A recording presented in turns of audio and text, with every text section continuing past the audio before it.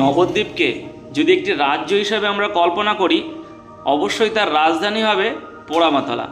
আর এই পোড়ামাতলাতেই রয়েছে নবদ্বীপেশ্বরী দেবী পোড়ামার মন্দির। আসলে নবদ্বীপ নামের মধ্যেই আছে এক অকৃত্রিম ভালোবাসা ও ভক্তি। এই নবদ্বীপের ইতিহাসটা একটু ভিন্নভাবেই রচিত করে গেছেন মহাপ্রভু। বৈষ্ণব ধর্মের অন্যতম পীঠস্থান হলো নবদ্বীপ, যেখানে শহরের আনাচে কানাচে ছড়িয়ে রয়েছে বহু মন্দির। আর এই ছড়িয়ে ছিটিয়ে থাকা বহু অসংখ্য মন্দিরের মধ্যে অন্যতম প্রধান একটি মন্দির হলো এই পোড়ামার মন্দির।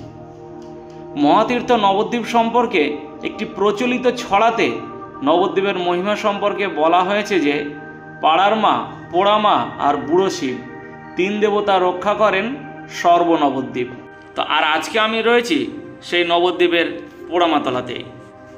পোড়ামাতলার পোড়ামার এই মন্দির প্রতিষ্ঠার পিছনে বেশ কিছু মতবাদ আছে।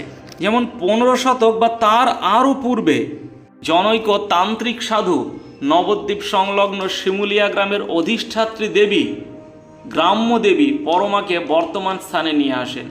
এই পরমাই উচ্চারণ বিকৃতির ফলে পোড়ামা হয়েছেন বলে মনে করা হয়। এছাড়াও আরও মনে করা হয় যে এই স্থানটি একসময় জঙ্গলাকীর্ণ ছিল। কালক্রমে বিশিষ্ট পণ্ডিত রঘুনন্দন ভট্টাচার্য স্থানটি পরিষ্কার করে একটি সংস্কৃত টোল স্থাপন করেন। তখন থেকে সেখানে পড়ুয়াদের নিত্য যাতায়াত শুরু হয়।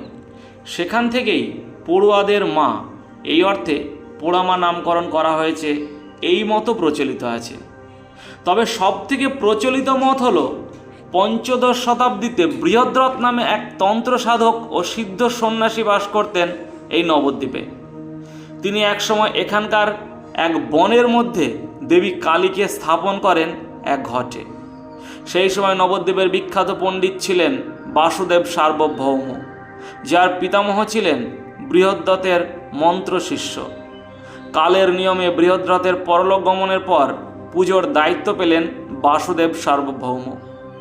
তিনি বন থেকে দেবীর ঘটটি এনে নবদ্বীপের কেন্দ্রস্থলে একটি বৃক্ষতলে পুনঃস্থাপন করেন। সেখানে তার সাথে প্রতিষ্ঠা করলেন এক চতুষ্পাঠী, তার নিজস্ব পরম্পরা বজায় রেখে। মা কালিকা স্বরূপিণী ঘটে নিত্য পুজো ও ভক্ত সমাগম ঘটত সেই বৃক্ষতলে। হঠাৎ একদিন প্রচণ্ড অগ্নিকাণ্ডে পুড়ে যায় সেই বৃক্ষটি। শোনা যায় আগুন লেগেছিল বাজ পড়ে। অগ্নিকাণ্ডের ফলে মন্দিরের বেশিরভাগ অংশ পুড়ে যায়, শুধু দুখানি মাত্র ইট অবশিষ্ট থাকে। এই ইট দুখানা আজও পোড়ামার আধার হয়ে রয়েছে, আর তার উপরেই ঘট স্থাপন করে পুজো হয়। এরপরে নবদ্বীপের বাজারের মধ্যে একটি প্রাচীন বটগাছের গোড়ায় ছোট্ট একটি মন্দিরে স্থাপিত হয় সেই কালিকা ঘট, এবং আগের মতোই নিত্য পুজো চলতে থাকে। এই জায়গায় এখনকার পোড়ামাতলা বা পোড়ামার থান। সেবায়তদের কাছ থেকে জানা যায় যে দক্ষিণা কালিকার নিয়মনীতি ও পুজো পদ্ধতিতে পূজিত হন দেবী পোড়ামা ভবানী। অগ্নিকাণ্ডটি সঠিক কোন সময়ে ঘটেছিল সেই নিয়ে অনেক মতামত থাকলেও বৃক্ষ মন্দিরে যে আগুন লেগেছিল সেই সম্বন্ধে সবাই একমত। অনেকে পোড়ামাকে আবার নীল সরস্বতীও বলে থাকেন। এই পোড়ামাতলা প্রাঙ্গণে আরও দুটি মন্দির আছে, একদিকে ভবতারণ শিব মন্দির, অন্যদিকে ভবতারিণী মন্দির। নদিয়ার সিংহাসনে তখন কৃষ্ণনগর রাজ পরিবারের প্রতিষ্ঠাতা ভবানন্দ মজুমদারের পুত্র রাঘব মজুমদার।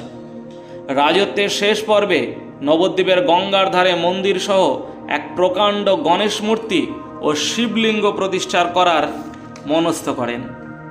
1669 সালে গণেশ মূর্তি প্রতিষ্ঠা হলো। তার কিছুদিন পরেই মারা গেলেন রাঘব রায়। শিব মন্দিরের অসম্পূর্ণ কাজ সম্পূর্ণ করলেন তার পুত্র রুদ্র রায়। নাম দেওয়া হলো রাঘবেশ্বর শিব মন্দির, তার বাবার নাম অনুসারে। প্রাচীন নবদ্বীপের ইতিহাসে সেই সুরম্য মন্দিরের উল্লেখ পাওয়া যায়। এরও প্রায় 100 বছর পর 1760 খ্রিস্টাব্দে নবদ্বীপের নদী ভাঙন শুরু হয়। তখন নবদ্বীপের গঙ্গা শহরের দক্ষিণ দিক থেকে পূর্ব দিকে বইত। নদী ভাঙনে ওই জোড়া মন্দির নদীগর্ভে যাওয়ার উপক্রম হলো। তখন নদিয়ার সিংহাসনে দৌর্দণ্ড প্রতাপ রাজা কৃষ্ণচন্দ্র। তার উদ্যোগে দুই মন্দির থেকে বিগ্রহ সরিয়ে আনা হলো নগরের মধ্যে নিরাপদ আশ্রয়ে। কিন্তু নতুন করে পুজো শুরু করার সময় উঠল বিপত্তি।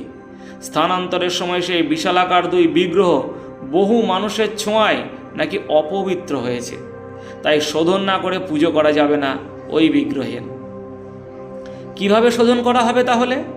পণ্ডিতেরা বিধান দিলেন 12 বছর মাটির নিচে পুঁতে রাখলে দেবত্ব ফিরে পাবে ওই গণেশ ও শিবের বিগ্রহ। কিন্তু 12 বছর কেটে গেলেও সেই বিগ্রহ তোলা হয়নি। তারপর সেই বিগ্রহের খোঁজ পড়ল কৃষ্ণচন্দ্রের প্রপৌত্র মহারাজ গিরিশচন্দ্রের আমলে। কিন্তু এবার দেখা দিল অন্য বিপত্তি। মাটি খুঁড়ে তুলতে গিয়ে ভেঙে গেল গণেশের সুর। অঙ্গহানি হওয়ার ফলে মূর্তিকে পুজোর অযোগ্য বলে বিবেচিত করা হলো। বিষণ্ণ রাজা পণ্ডিতদের শরণাপন্ন হলেন। পণ্ডিতেরা এবারে বিধান দিলেন, যদি ওই ভাঙা মূর্তি থেকে অন্য কোনো মূর্তি নির্মাণ করা যায় তবেই সেই মূর্তির পুজো হতে পারে, নতবা না। কোনো এক অজ্ঞাত পরিচয় শিল্পী সেই গণেশ মূর্তি থেকে তৈরি করেন মহারাজ গিরিশচন্দ্রের আরাধ্যা দেবী আনন্দময়ীর মূর্তি এবং তার নামকরণ করেন ভবতারিণী। পোড়ামা প্রাঙ্গণের একদিকে প্রতিষ্ঠা হলো দেবী ভবতারিণীর, আর মন্দিরের অন্যদিকে প্রতিষ্ঠা করা হলো শিবলিঙ্গ, আর শিবলিঙ্গের নতুন নামকরণ করা হলো ভবতারিণ শিব। সালটা 1825। পোড়ামাতলা এই দেবী বিগ্রহটি এক অনন্য সাধারণ রূপ। এখানে দেবী বমন পরিহিতা, তার হাতে নেই খাড়া, মা বাবু হয়ে বসে আছেন শিবের বুকের উপর। দেবীর নিতম্বের নিচে সদাশিব শুয়ে আছেন হাঁটু মুড়ে, আরাম করে কাত হয়ে শুয়ে থাকার ভঙ্গিমায়। কান ওই জীবের কাজটা একটু ভালো করে লক্ষ্য করলে গণেশ মূর্তির আভাস কিছুটা হলেও পাওয়া যায়। এখানে শিবকেও একটু আলাদা দেখতে, সুন্দরভাবে সাজানো সেই অপূর্ব বিগ্রহ। প্রাচীন এই মন্দিরকে বৃক্ষ দেবতারূপী এক বটবৃক্ষ আষ্টে পৃষ্ঠে জড়িয়ে আছে, তাই এই গাছ কেটে মন্দির সংস্কার কোনোভাবেই সম্ভব নয় বলেও জানা গেছে। তবে ভক্তদের দানে মন্দিরের কিছু অংশ সংস্কার করা হয়েছে। এখানে মন্দির প্রাঙ্গণে পুজো দেওয়ার সামগ্রীও পাওয়া যায়। আগে এখানে বলিও দেওয়া হতো, তবে এখন আর বলি দেওয়া হয় না, কিন্তু বলির হাঁড়ি কাঠটি এখনও রয়েছে। যাই হোক, আজকে আমি নবদ্বীপের এই পোড়ামাতলার মন্দিরের ভিডিওটি আপনাদের সামনে তুলে ধরার চেষ্টা করলাম। কেমন লাগলো অবশ্যই জানাবেন, আর ভালো লাগলে বন্ধুদের সাথে পোড়ামাতলার এই রহস্যময় কাহিনী অবশ্যই শেয়ার করতে পারেন। ধন্যবাদ।